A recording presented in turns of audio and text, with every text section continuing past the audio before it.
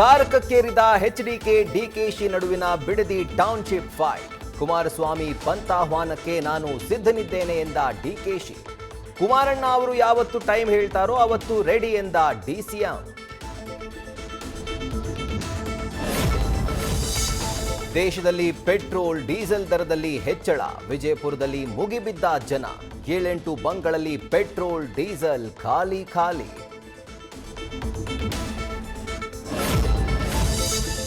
ಯುದ್ಧ ನಿಂತರೂ ವರ್ಷ ಪೂರ್ತಿ ಕಚ್ಚಾ ತೈಲ ಬಿಕ್ಕಟ್ಟು. ಬೆಲೆ ಏರಿಕೆ ನಿಲ್ಲಲ್ಲ. ಏರ್ಲೈನ್ಸ್ ಮತ್ತು ಮ್ಯಾನುಫ್ಯಾಕ್ಚರಿಂಗ್ ಆರ್ಥಿಕ ಒತ್ತಡದಲ್ಲೇ ಇರುತ್ತೆ. ಮೂಡೀಸ್ ರೇಟಿಂಗ್ ಏಜೆನ್ಸಿಯಿಂದ ಎಚ್ಚರಿಕೆ.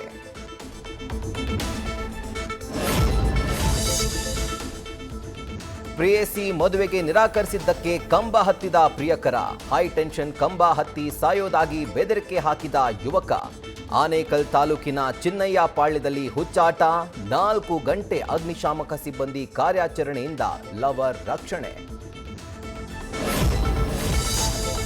ಇಟಲಿ ಪ್ರಧಾನಿ ಜಾರ್ಜಿಯಾ ಮೆಲೋನಿ ಭೇಟಿಯಾದ ಪ್ರಧಾನಿ ಮೋದಿ.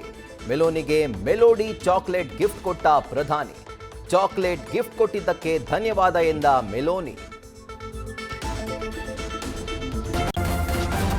ನ್ಯೂಸ್ ಫಸ್ಟ್ ನಿರ್ಭೀತಿಯಿಂದ ನಿಮ್ಮ ಪರವಾಗಿ.